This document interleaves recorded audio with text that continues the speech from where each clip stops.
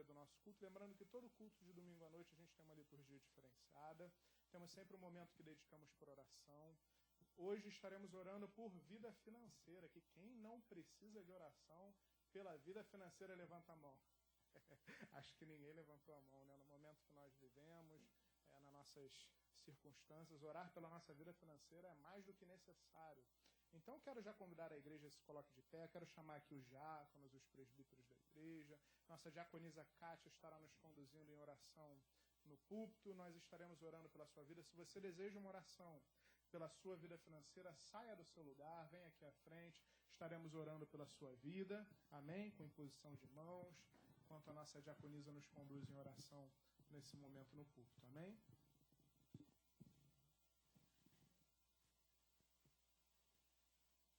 Irmãos, como o diácono Renan falou, não fiquem acanhados. Deus é um Deus onisciente e onipresente. Ele sabe das nossas reais necessidades.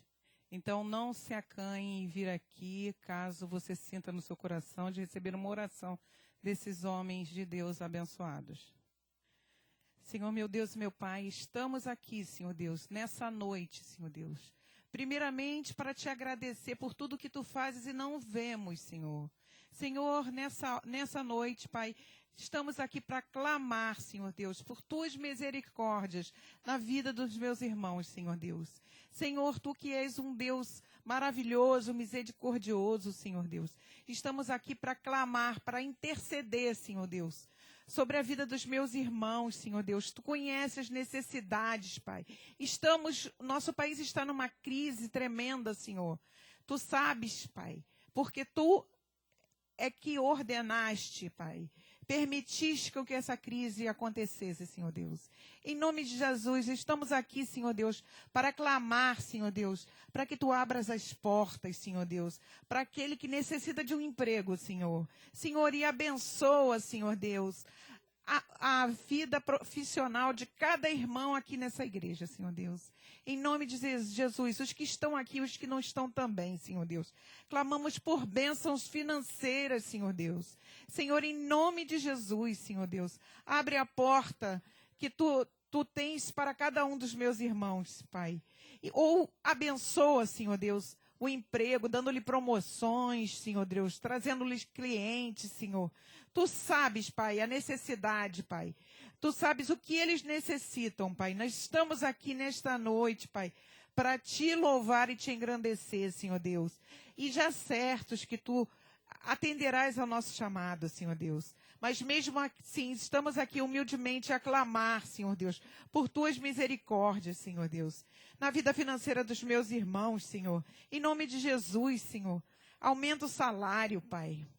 Abre uma porta, Senhor. Abre uma porta onde os irmãos nem acreditam que exista, Pai. Abre, Senhor Deus. Usa os meus irmãos, Senhor Deus, na ocupação onde eles estão, Senhor Deus. Senhor, que onde é que eles estiverem, Senhor Deus, que eles reflitam a tua face, Senhor Deus. Em nome de Jesus, nos seus trabalhos, Senhor Deus. Onde eles tiverem colocado a planta dos pés, Pai. Abençoa, Senhor Deus. Em nome de Jesus. Senhor, em nome de Jesus. Aqueles que estão passando por um vale, Senhor Deus, na vida financeira, Pai, estão desesperados, Pai. Estamos aqui nessa noite para interceder, para clamar por tuas misericórdias, Senhor Deus. Aqueles que estão em emprego também, mas não estão satisfeitos, Senhor Deus. Tu sabes o que é melhor para eles, nós sabemos. Mas acalma o coração do meu irmão, Senhor Deus. Dê-lhe promoções, Senhor. Em nome de Jesus, estamos aqui nessa noite a clamar por tuas misericórdias na vida dos meus irmãos, Senhor. Senhor, tu que és um Deus misericordioso e amoroso, Pai. Em nome de Jesus, Senhor, abre a porta para quem está estudando para concursos públicos, Senhor. Tu sabes, Pai, tu honras aquele que faz a sua parte, Senhor Deus. Então, Senhor, abençoa aquele que está fazendo a parte em estudar, Senhor. Abençoa abrindo portas, Pai, para concursos públicos, Senhor. Em nome de Jesus te clamamos. se não for o caso de concurso, Pai, se for o caso de vestibular, para que a vida financeira melhore, Senhor Deus. Dê sabedoria, Senhor Deus, dê discernimento, dê visão, Senhor Deus, para o estudo que precisa ser realizado, para que a sua vida financeira melhore, Senhor. Senhor, em nome de Jesus, capacita os meus irmãos, Senhor Deus, para que eles possam galgar, subir, Senhor Deus, em suas empresas, em seus empregos, Senhor Deus, recebendo promoções, Senhor. E te clamamos em nome de Jesus. Senhor, abençoa, Senhor Deus. Estamos aqui para interceder pela vida financeira dos meus irmãos. E já estamos aqui também, já te agradecendo pelos testemunhos que serão dados, Senhor, por conta dessas bênçãos financeiras na vida dos meus irmãos. Estamos aqui para te agradecer. Agradeço sempre em nome de Jesus. Amém.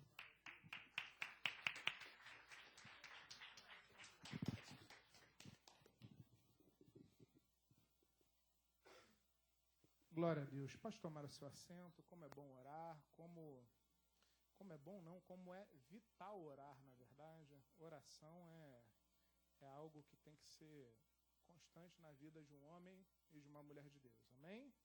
Glória a Deus. Meus amados, nessa noite, vou fazer o que eu não costumo fazer, mas para facilitar um pouquinho a compreensão da igreja, da mensagem, daquilo que Deus colocou no coração para compartilharmos nessa noite, eu fiz slide. Olha, coisa quase inédita. Raramente, acho que eu preguei umas 2 vezes com slide nesses 5 anos aqui pregando. Então, vamos lá, vamos ver se eu não me enrolo, né? Vamos ver se eu não me enrolo. Vou pedir ajuda aí do pessoal. Ó, o slide já está aberto aí, no PowerPoint. Dá uma ajudinha aí, por gentileza. Colocando aí. O tema de hoje, o tema da ministração de hoje é sobre o amigo do noivo. Você sabe quem é o amigo do noivo? Você sabe o que é o amigo do noivo? Então, ó, enquanto a nossa amada vai posicionando aí, eu quero te convidar a que abra a sua palavra no Evangelho segundo João, capítulo de número 3, versículo de número 29. Eu coloquei no slide a versão NVI porque eu acho que ela traduz um pouco melhor essa parte, essa compreensão daquilo que a gente for falar, que a gente vai falar nessa noite. Pode passar um slide. Se você for achando o Evangelho segundo João, capítulo 3, versículo 29, queira, por gentileza, se colocar de pé para a nossa leitura prefacial nesse momento. Se você usa como nosso padrão a versão ARA, vamos ver um pouquinho a nova versão internacional, porque ela ajuda um pouquinho, ela traz uma tradução um pouco mais fácil da gente conseguir compreender. João, Evangelho segundo João, capítulo 3, versículo 29. Assim diz a palavra do Senhor: a noiva pertence ao noivo. O amigo que presta serviço ao noivo e que o atende e o ouve, enche-se de alegria quando ouve a voz do noivo. Esta é a minha alegria, que agora se completa. Oremos. Pai amado, em nome de Jesus, queremos te louvar e te agradecer, Deus, por mais essa rica oportunidade de estarmos na tua casa, na tua presença. Paizinho, muito obrigado, Deus. Nesse momento nós clamamos, Senhor, como igreja. Pai, em nome de Jesus, enche mais e mais esse lugar com a tua presença. Enche mais e mais as nossas vidas com a tua presença. Pai, queremos te sentir, queremos te ouvir, queremos te tocar nessa noite. Fala conosco de maneira poderosa. Pai, vai quebrando todo empecilho, toda barreira no mundo espiritual. Leva a nossa mente cativa a ti, para que possamos compreender, Pai, 100% daquilo que o Senhor separou nessa noite para falar conosco. Muito obrigado, Paizinho. Eu te peço também, me usa, Deus, conforme o teu querer. É o que te pedimos e fazemos agradecidos no nome de Jesus. Amém e amém. Glória a Deus. Pode tomar o seu assento. Meus amados, eu quero falar um pouquinho sobre o amigo do noivo. O amigo do noivo, para eu poder conseguir adentrar no texto realmente áureo da mensagem dessa noite, eu vou precisar fazer um prefácio, uma introdução, contextualizar um pouquinho sobre o casamento judaico, sobre algumas peculiaridades do casamento judaico, para que então, compreendidas essas peculiaridades, a gente possa entender o amigo do noivo e o que eu quero falar nessa noite com esse texto que haveremos de ler logo em seguida. Então, olha, vamos lá, para facilitar nosso entendimento. Passa para mim, minha amada. Vamos entender um pouquinho sobre o casamento, sobre a tradição do casamento antigo judaico. Olha lá, vamos lá. Ó, quem costumava escolher a noiva ou o noivo era a família. Era então iniciada uma negociação entre as famílias dos pretensos noivos. Então, havia uma escolha. O noivado, as bodas, as futuras bodas, elas precediam de uma escolha das famílias. Vai guardando isso no coração, que tudo isso é importante. Esta negociação se estabelecia o dote a ser pago, só que para o judeu era o noivo que pagava o dote. Então, o noivo pagava o dote para a família da noiva. Então, ó, quem vai casar aí? O Aluan já está ali nervoso, né? O Aluan tremeu, né? Também vai casar que nem eu, né, varão? Vai preparando o dote aí, viu? Não, ainda bem que você não é judeu, né? Dá um glória a Deus agora. Então, a gente tinha um dote, ó. O pagamento do dote significava que a esposa passava a ser propriedade do marido, bem como simbolizava o alto valor que o noivo desprendeu. Isso tinha o intuito de trazer à memória o quanto a noiva valia para o noivo. Então vai guardando isso, que isso tudo é importante. Passa para mim. Após o pagamento do dote, os noivos bebiam junto um cálice de vinho, e esse vinho chancelava o casamento. O casamento, tá? Casamento é diferente de boda. A gente vai entender, ó. Todavia, os noivos ficavam separados por um período de aproximadamente 12 meses, onde neste período o varão preparava a morada para a vida conjugal do casal. Neste período de 12 meses, com a morada já pronta, estando o varão apto a encontrar com a varoa para se juntarem. Ou seja, eles chancelavam o casamento com aquele vinho e ainda ficavam separados aproximadamente 12 meses.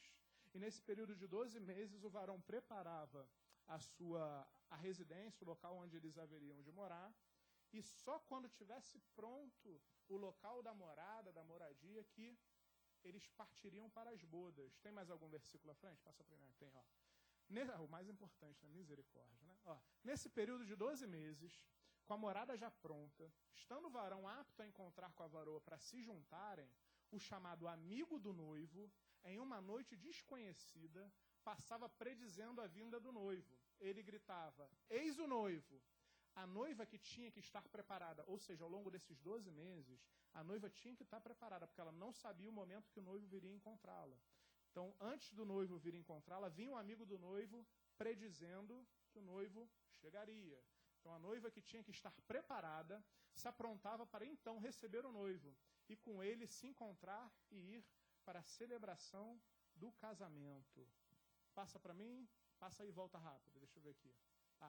Não, pode passar. Então, após o amigo do noivo passar pelas ruas gritando, o noivo vinha e com ele as pessoas começavam a se juntar com as suas tochas, lamparinas, cantando Lá Vem o Noivo. Então, o noivo buscava a noiva para a grande boda. Passa para mim. Tá, volta. Tá, pode deixar aí. Então, para que vocês entendam um pouquinho desse contexto. Então, o casamento ele tinha uma peculiaridade, viu, Aluan? Dá mais um glória a Deus, você não vai ter que esperar 12 meses para juntar. Não for casar nem eu, né, que estou aí em breve casando também. Então, tinha todo esse processo. Nessa leitura fria, talvez vocês não tenham entendido o quanto essa tradição ela fala aos nossos corações sobre Jesus, sobre a vinda de Cristo. Mas olhando para a tradição, então o noivo ia, as famílias se juntavam, escolhia-se com quem ia se casar, tinha que se pagar um dote, esse dote ele era pago, então tomavam-se um cálice de vinho para chancelar o casamento, depois tinha um interregno de tempo aí de 12 meses aproximadamente, onde a noiva tinha que estar preparada para receber o noivo, para então eles irem morar juntos. E nesse ato, nesse período de 12 meses, o noivo mandava o seu amigo, o amigo do noivo, que ele ia predizer que o noivo estava chegando. Então ele ia na frente anunciando que o noivo vinha. E aí quando ele anunciava que o noivo vinha, a noiva tinha que estar preparada. Então ela está preparada, então quando o amigo anuncia, ela já se apronta e encontra o noivo. Então você percebe que antes do noivo chegar, existia a figura do amigo que anunciava a vinda do noivo. Então, feita essa breve introdução histórica para a gente compreender, sem mais delongas, vamos abrir agora no Evangelho segundo Mateus, capítulo de número 25, agora começando a entender um pouquinho. Olha, meus amados, Bíblia, muitas vezes a nossa compreensão, ela necessita do nosso conhecimento em relação às tradições judaicas, algumas tradições históricas. Preguei, acho que tem uns 2 meses, sobre ai meu Deus, fugiu, sobre o denário, sobre a mulher que perde o seu denário, a sua moeda, a tradição ali acerca daquele denário, que muda totalmente a nossa compreensão, porque se a gente não conhecer a cultura, se a gente não conhecer a história, a gente tem muitas vezes a interpretação ou incompleta ou equivocada. Então, Mateus capítulo de número 25, versículo de número 1, texto vastamente conhecido pela igreja, assim diz a palavra do Senhor. Então, o reino dos céus será semelhante a 10 virgens, que tomando as suas lâmpadas, saíram a encontrar-se com o noivo. 5 dentre elas eram nécias e 5 prudentes. Versículo 3, as nécias, ao tomarem as suas lâmpadas, não levaram azeite consigo. No entanto, as prudentes, além das lâmpadas, levaram azeites nas vasilhas. E tardando o noivo, foram todas tomadas de sono e adormeceram. Mas à meia-noite ouviu-se um grito: Eis o noivo, sai ao seu encontro. Então se levantaram todas elas virgens e prepararam as suas lâmpadas. As nécias disseram às prudentes: Dai-nos do vosso azeite, porque as nossas lâmpadas estão se apagando. Mas as prudentes responderam: Não, para que não nos falte a nós e a vós outras. Ide antes aos que vendem e comprai-o. E saindo elas para comprar, chegou o noivo. E as que estavam apercebidas entraram com ele para as bodas, e fechou-se a porta. Mais tarde, chegaram as virgens nécias, clamando: Senhor, Senhor, abre-nos a porta. Mas ele respondeu: Em verdade vos digo que não vos conheço. Vigiai, pois, porque não sabeis o dia nem a hora. Para aqui, será que você já conseguiu entender um pouquinho o que esse contexto que eu falei tem a ver com essa parábola? Conseguiram pescar? Estão ligados? Claro. Muito obrigado, Júlio. Você é uma bênção, como sempre. Mas você vê que tem um grito em dado momento, versículo 6. Nós tínhamos 10 virgens, 5 nécias, ou seja, imprudentes, e 5 sábias e 5 prudentes. Umas tinham azeite na sua lâmpada e outras tinham pouco azeite, um azeite insuficiente. Por que elas precisavam do azeite? Eu estou falando na tradição e a gente vai entender o contexto espiritual. Elas precisavam do azeite porque naquela época não tinha iluminação pública nas ruas.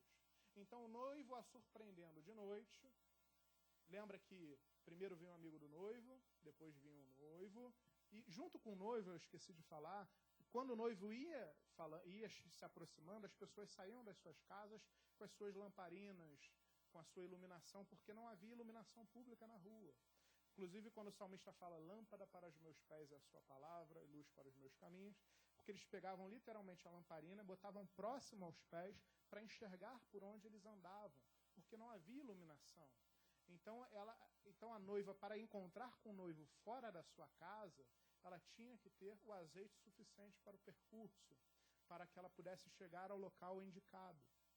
Então elas tinham que ter azeite na sua lamparina.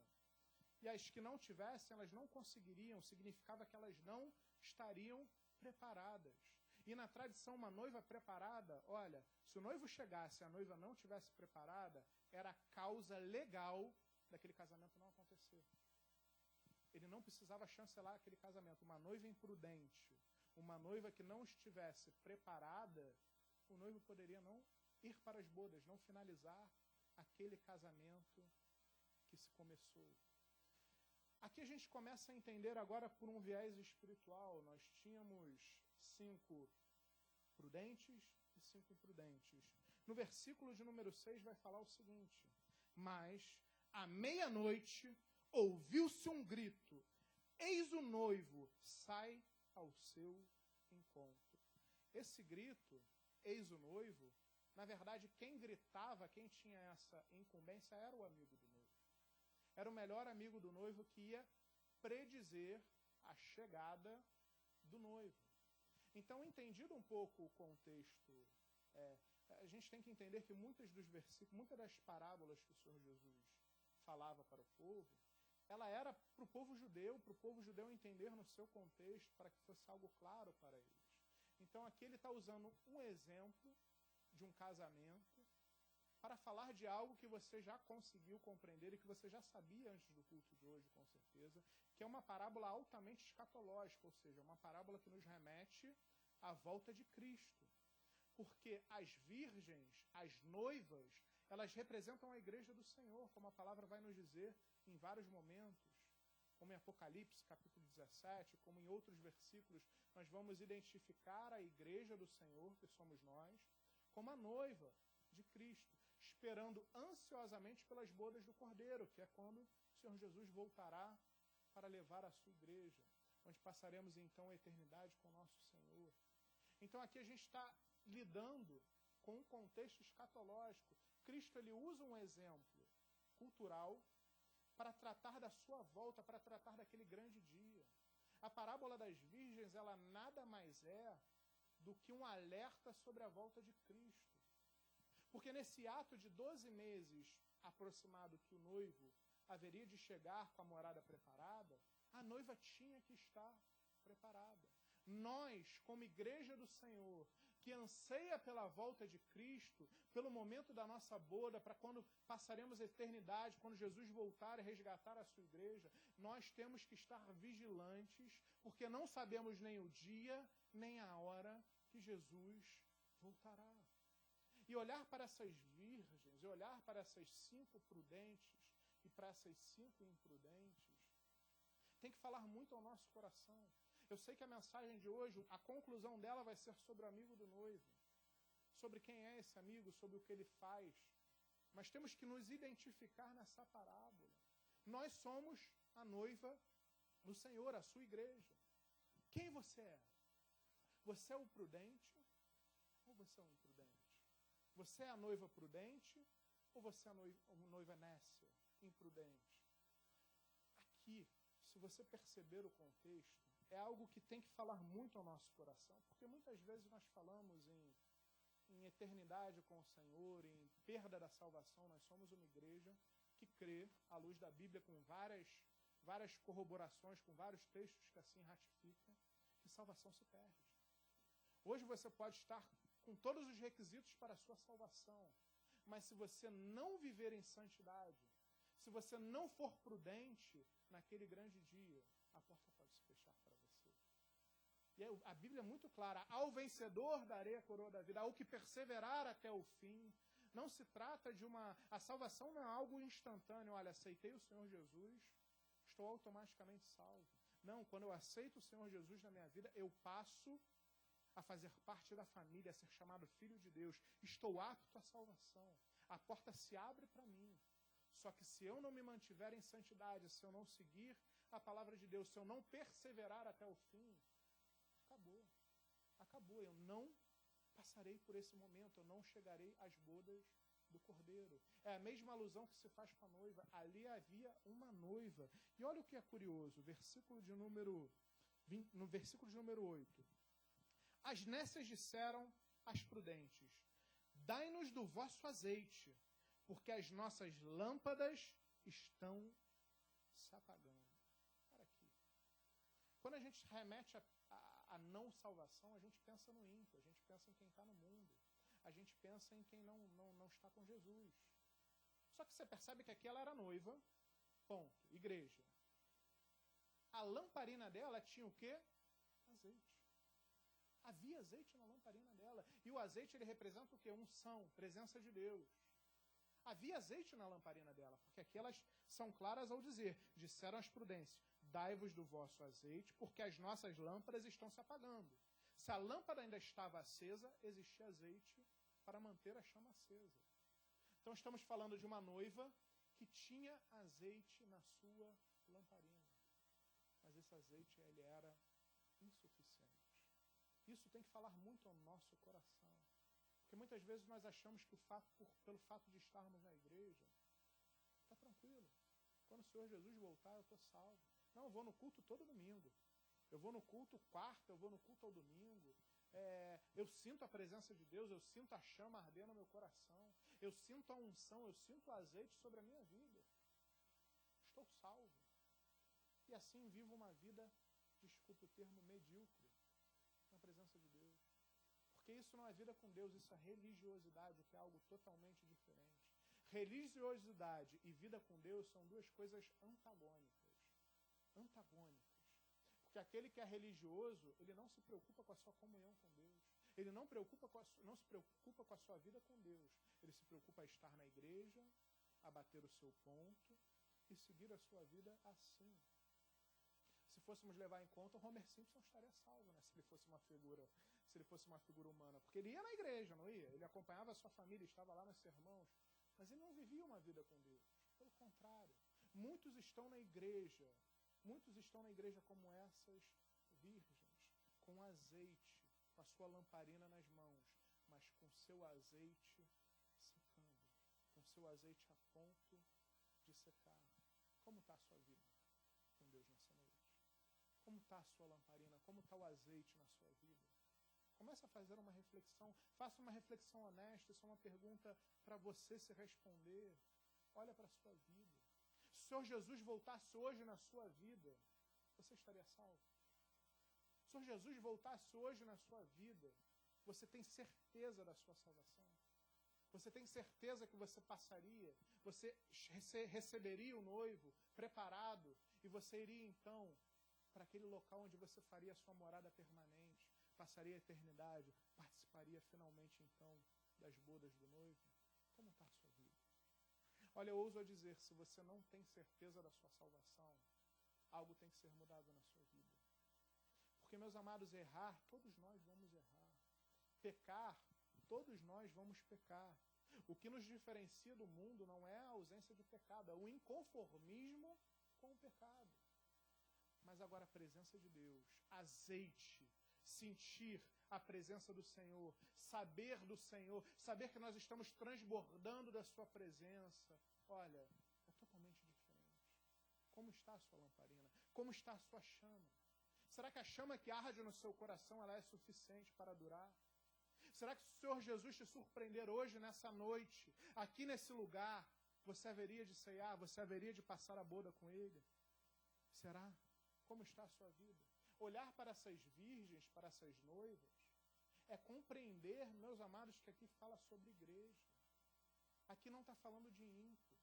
Aqui não está falando de pessoas que não conhecem o Senhor Jesus. Essa parábola é para a igreja do Senhor. É o Senhor Jesus dizendo, olha, cuidado com a sua vida. Cuidado com aquilo que você acha suficiente para passar a sua vida. Porque tem muito crente que se contenta com migalha, com as migalhas que caem da mesa do seu Senhor. Não querem se assentar na mesa com o Senhor para tomar do seu banquete, mas se contentam com migalhas. Isso não é o propósito de Deus para a nossa vida. O que o Senhor Jesus deseja é nos encontrar como uma noiva preparada, ávida para o seu retorno, ávido para aquele dia que Ele vai chegar e nós haveremos de concluir as nossas bodas e passar a eternidade com o nosso Pai. Como está a sua vida? Como está a sua vida com o Senhor? Meus amados, isso é algo muito sério. Isso é algo muito sério. Que nós temos que refletir e meditar sobre as nossas vidas. Mas feito essa segunda fase da pregação sobre a noiva, sobre as virgens, eu quero voltar um pouquinho sobre o amigo do noivo, propriamente dito. Porque eu quero falar um pouquinho, quem é esse amigo do noivo? Passa para mim, minha amada. Volta. Volta lá para aquele versículo, João capítulo 3, versículo 19, para a gente poder, capítulo 3, versículo 29. Voltando ao versículo prefacial da mensagem. A noiva pertence ao noivo. O amigo que presta serviço ao noivo e que o atende e o ouve, enche-se de alegria quando ouve a voz do noivo. Esta é minha alegria que agora se completa. Nós vamos ver agora a figura do amigo do noivo. Nós vimos que aqui, na parábola das virgens, no versículo de número 6, vem o amigo do noivo gritando, eis o noivo, sai ao seu encontro. Então o amigo do noivo é quem prepara a vinda do noivo, para que a noiva não seja surpreendida, não esteja preparada, não esteja despreparada. E agora eu te pergunto, quem é o amigo do noivo? Quem é? Pode responder, essa não é retórica, não. Quem é? João Batista? É a primeira coisa que vem na nossa cabeça. Você está coberto de razão, Pablo. Inclusive está no meu esboço. Quando eu fiz o esboço, a primeira coisa que a gente pensa como amigo do noivo é em João Batista. Porque ele preparou a vinda do Senhor. Ele anunciou a vinda do Senhor. Mas e nos dias de hoje? Quem é um amigo do noivo?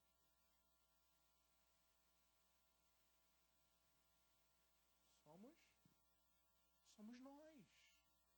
Somos nós. E a igreja tem que despertar que nós somos o amigo do noivo.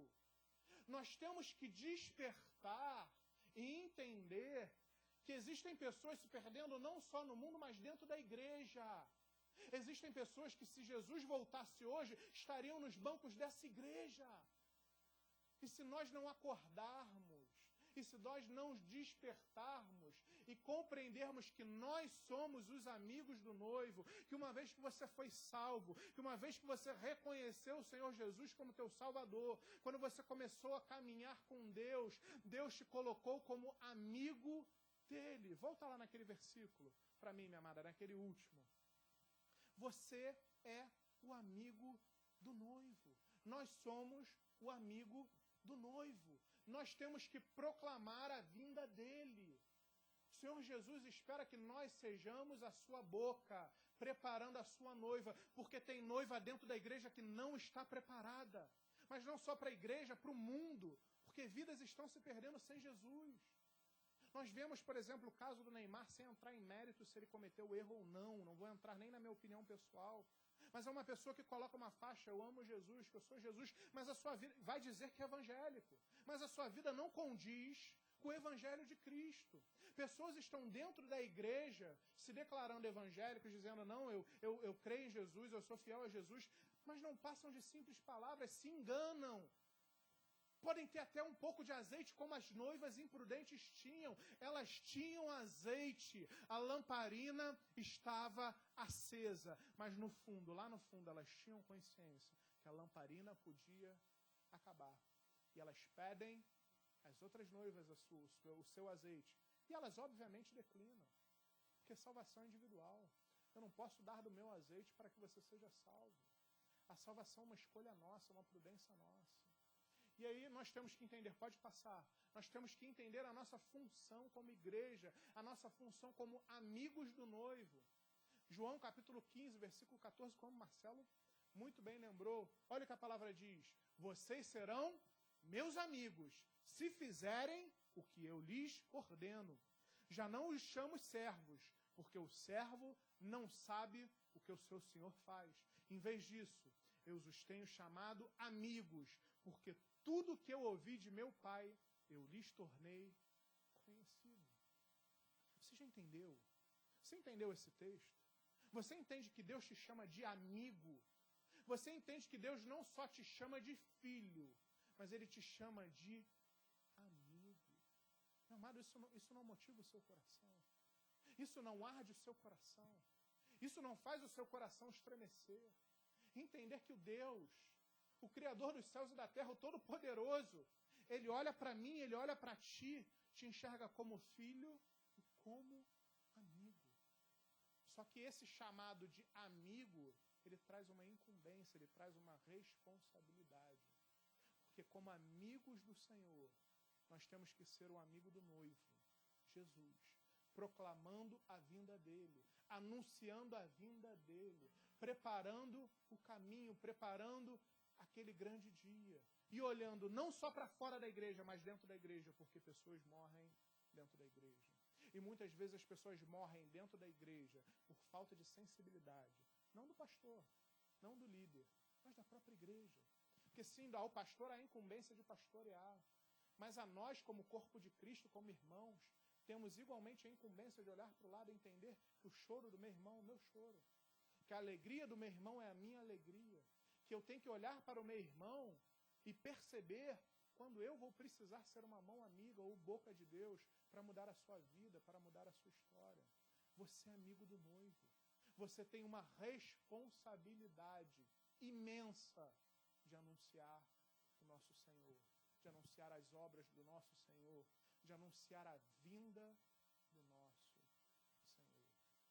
Passa para mim, tem mais alguns slides no final ou não? Volta. Deixa esse para o finzinho. O pessoal já leu um pouquinho, já teve spoiler. Mas eu quero te convidar a se colocar de pé. Eu já quero chamar a equipe de louvor a que se posicionem aqui. Eu quero que você preste muita atenção. Eu fiz a introdução sobre o contexto do casamento judaico para você entender quem é chamado amigo do noivo. Eu te mostrei aqui dentro dessa figura escatológica, dentro dessa parábola escatológica, a função do amigo do noivo, como o amigo do noivo prediz a vinda do seu Senhor.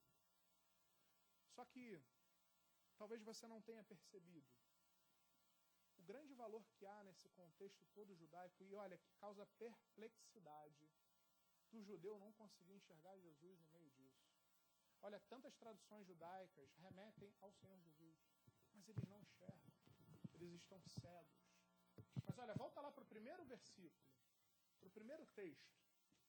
Eu quero te convidar, olha, apaga as luzes, eu quero te convidar a que você feche os seus olhos. Escuta com o seu coração, escuta com o seu espírito. Comece a prestar atenção no contexto desse casamento, nessa parábola escatológica. Volta lá para mim no primeiro slide. Comece a enxergar o casamento, comece a enxergar essa figura. Comece a compreender, comece a compreender aquilo que foi falado. Comece a se enxergar como o amigo do noivo. Comece a enxergar a responsabilidade que é você. Mas olha, antes de se enxergar como amigo do noivo, amiga do noivo, você tem que enxergar a sua vida. E entender se você é uma noiva prudente ou uma noiva nessa. Se o seu azeite é suficiente ou não.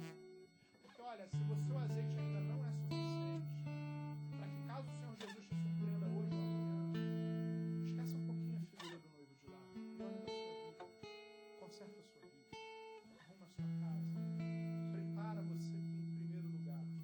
Para então restaurado, modificado, transformado, você possa ser um amigo, ser amiga do noivo, exercer esse chamado que é para todos. E nós passamos então, primeiro noivo, nós entendemos que as famílias se reúnem, foi falado. E o noivo não escolhe a sua filha. Quem escolhe, a família já escolhe, já há uma escolha pré-determinada. E a palavra de Deus vai dizer, muitos são chamados, mas poucos são escolhidos.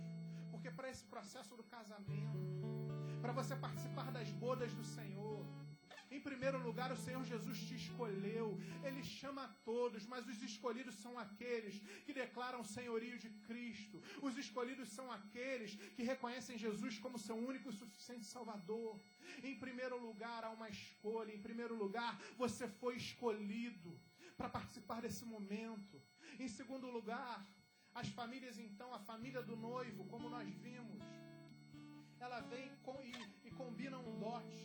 A família do noivo paga um valor para que haja o casamento. E você, como noiva do Senhor, o preço foi pago na cruz. O dote que foi pago para você foi preço de cruz. Foi pago naquela cruz. O dote que o Senhor Jesus, como noivo, pagou para a sua vida, comprou para a sua vida, foi se entregar numa cruz por amor a ti.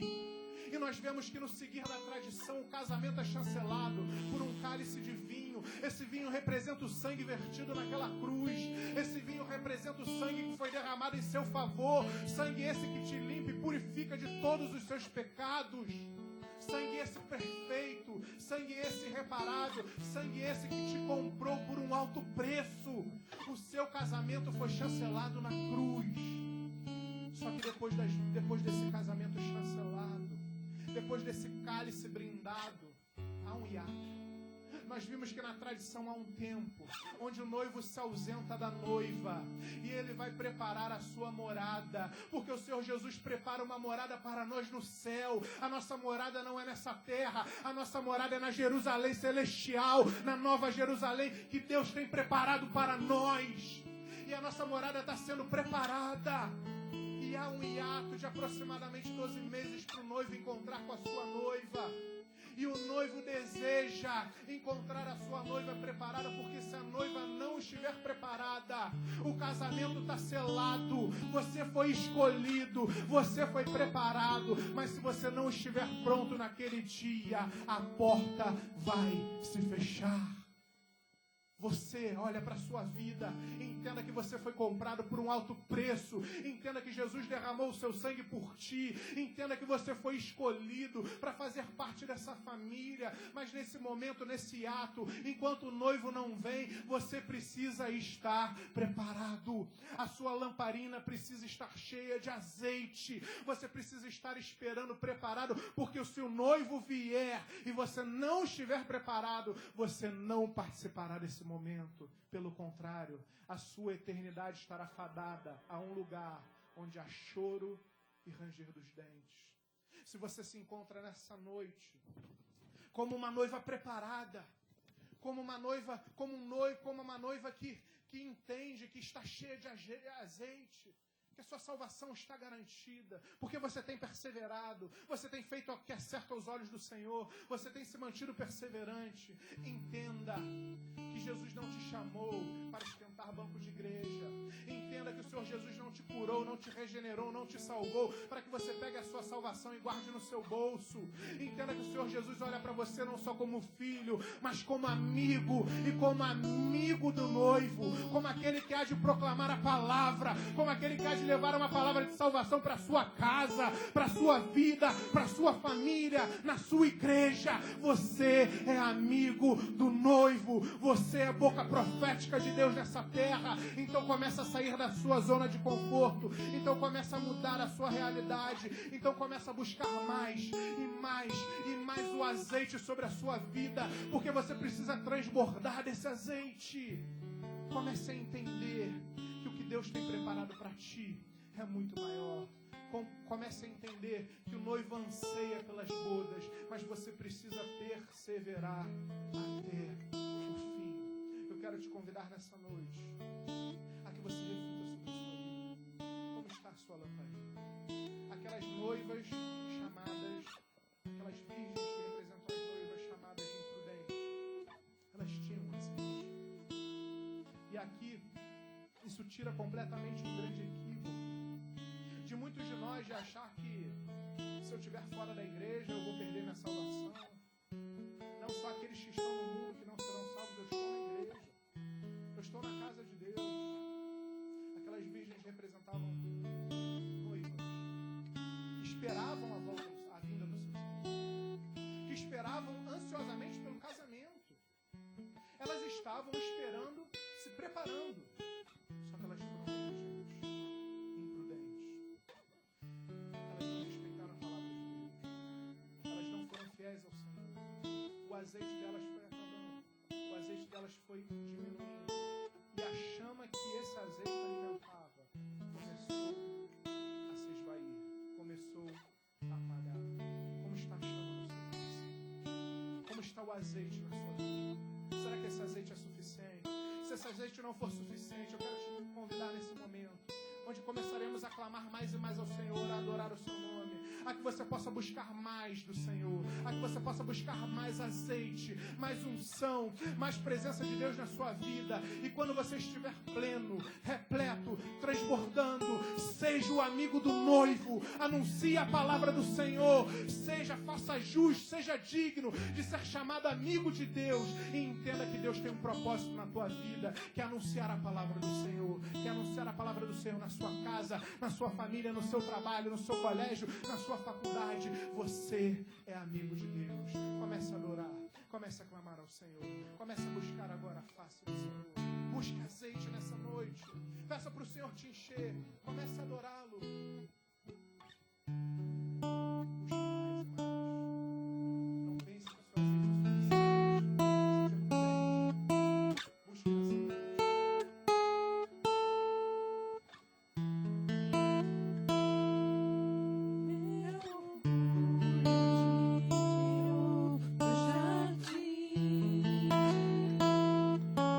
Tua humildade colocou jardim em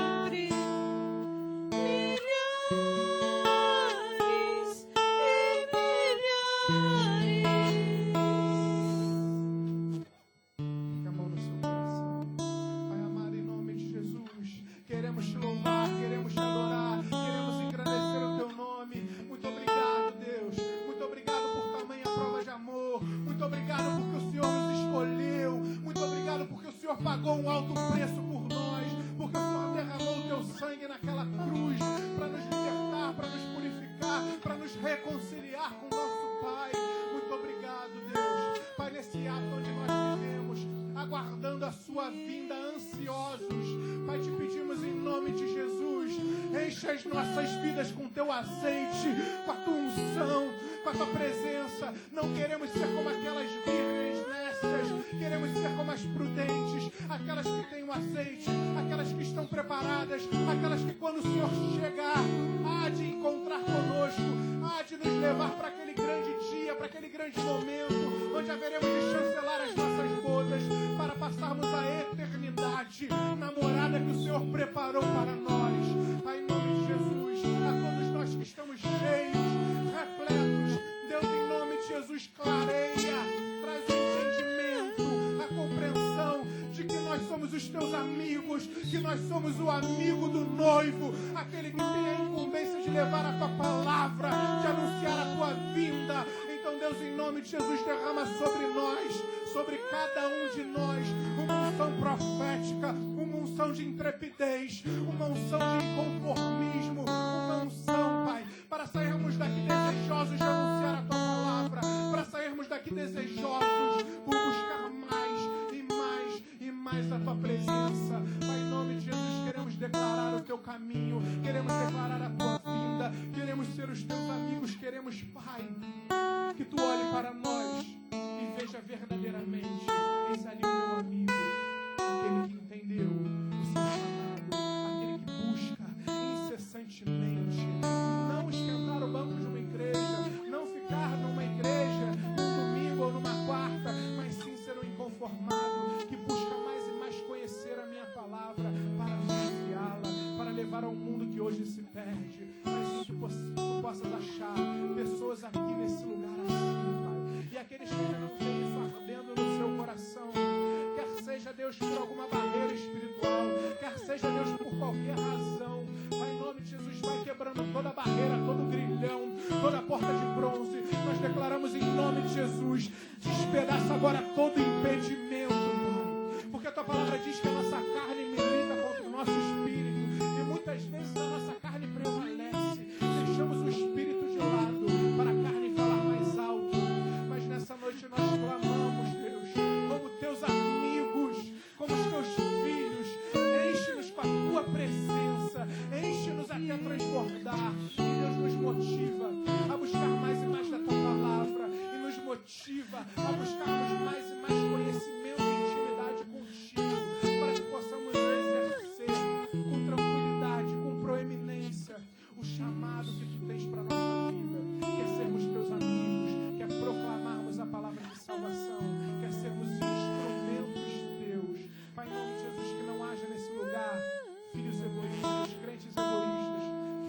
sua salvação, que olham para a sua lamparina. Porque, Pai, em nome de Jesus, quando eu olho para aquelas nessas, eu vejo sim nessas preparadas, nessas que passaram pelas bodas, mas foram incapazes de estender a mão para as imprudentes, que simplesmente negligenciaram e disseram: olha, vai e compra o seu azeite, vai lá e compra, conquanto o seu azeite não se compra, conquanto o seu azeite venha de ti. Então, Pai, que nós sejamos sim, Pai, noiva prudente, mas não noiva egoísta, mas não noiva individualista, que possamos olhar para dentro da nossa igreja, olhar para a necessidade do meu irmão, da minha irmã, entender que tem vidas dentro da igreja se perdendo, que tem vidas dentro da igreja morrendo, porque não tem uma mão que estenda, porque não tem um olho para reparar, para perceber. Então, Pai, que em nome de Jesus essa igreja não haja isso, que eu consiga identificar a dor do meu irmão, que o meu irmão consiga identificar a minha dor, que sejamos como um só em Ti, como Tu és um Pai, Senhor Jesus. Para que haja esse sentimento de família, de unidade e de união dentro dessa igreja. É o que te pedimos, Pai, toma a liderança dessa igreja nas Tuas mãos. Cada pastor, cada presbítero, cada trabalhador, cada membresia, porque juntos fazemos parte de um só corpo, com a nossa função, porque somos os Teus amigos e queremos proclamar a Tua chegada, porque Maranata, ora vem, Senhor Jesus. Então, Pai, em nome de Jesus, muito obrigado por essa noite. Muito obrigado, Deus, porque podemos olhar e entender que temos o privilégio de sermos chamados Teus amigos. Igreja de olhos fechados, eu quero te fazer um convite nessa noite. Eu não sei como você entrou por essas portas, eu não sei como está a sua vida, mas Deus sabe. Deus sabe. Deus te trouxe aqui nessa noite, foi com um propósito.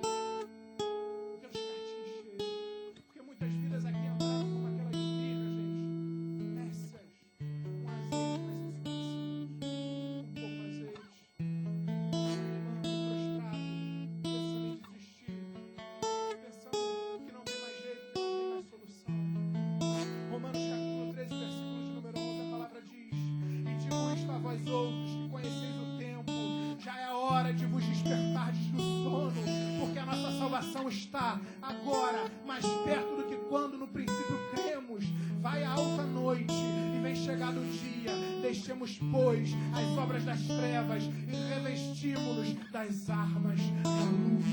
Chegado o tempo que nós temos que nos libertar, tirar, desprender de tudo aquilo que tem impedido do azeite do Senhor fluir nas nossas vidas. Já é chegado o tempo de nós tirarmos, de nós despedaçarmos, lançarmos fora aquilo que tem sido impeditivo de estarmos com a plenitude da presença de Deus nas nossas vidas. Eu quero te fazer um convite nessa noite. Se você ainda não reconheceu, não declarou com a sua boca o senhorio do Senhor Jesus, Ele sendo o seu único e suficiente Salvador, a palavra de Deus vai dizer que o escolhido não é a acepção de pessoas. O escolhido é aquele que reconhece com a sua boca o Senhor Jesus como seu Salvador. E se você já fez a sua oração, e se você já entregou a sua vida ao Senhor Jesus, mas entende que o seu azeite está fraco, mas entende que o seu azeite está insuficiente, mas não tem vergonha de admitir, de olhar, de entender, de compreender que algo de novo precisa ser feito na sua vida. Que você não entrou aqui por essas portas por acaso. Deus quer tratar isso na sua vida. Porque as mazelas da vida, as dores, os medos, muitos são os fatores, as aflições do justo, e muitas vezes nós vamos nos afastando da presença de Deus. E o nosso azeite vai acabando, a nossa chama vai acabando. A igreja de olhos fechados, eu quero te fazer um convite nessa noite. Se você deseja entregar a sua vida ao Senhor Jesus, ou se você já fez, entende que precisa reafirmar a sua aliança com o Senhor e deseja declarar: Senhor, toma conta da minha vida novamente. Eu estava como uma virgem nessa, mas hei de sair daqui transbordando de azeite, transbordando da sua presença. Se você deseja entregar a sua vida a Jesus ou se reconciliar com o Senhor, levanta a sua mão direita bem alta, eu quero orar pela sua vida. Não deixe o medo, não deixe a dor, não deixe a dúvida. A igreja está de olhos fechados. Eu não vou te chamar à frente.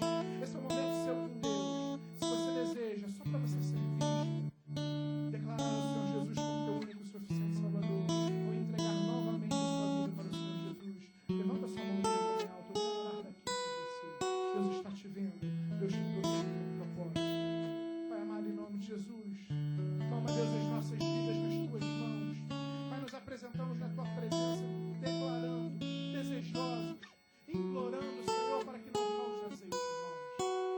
nome de Jesus, venha Senhor nos encher mais e mais e mais da tua presença. Queremos transbordar, queremos declarar a tua palavra para os quatro cantos dessa terra. Queremos, Deus, honrar o nosso chamado, sermos seus amigos, o amigo do noivo, aquele que anuncia e prepara a sua vida. Muito obrigado pelo privilégio de sermos seus amigos. Muito obrigado, Deus, pelo seu amor justificado naquela cruz. Muito obrigado, Paizinho. Nós te louvamos, nós te bendizemos, nós te agradecemos. No nome de Jesus. Amém e amém. Glória a Deus. Se você pegar essa palavra, dê glória a Deus. A salva de palmas.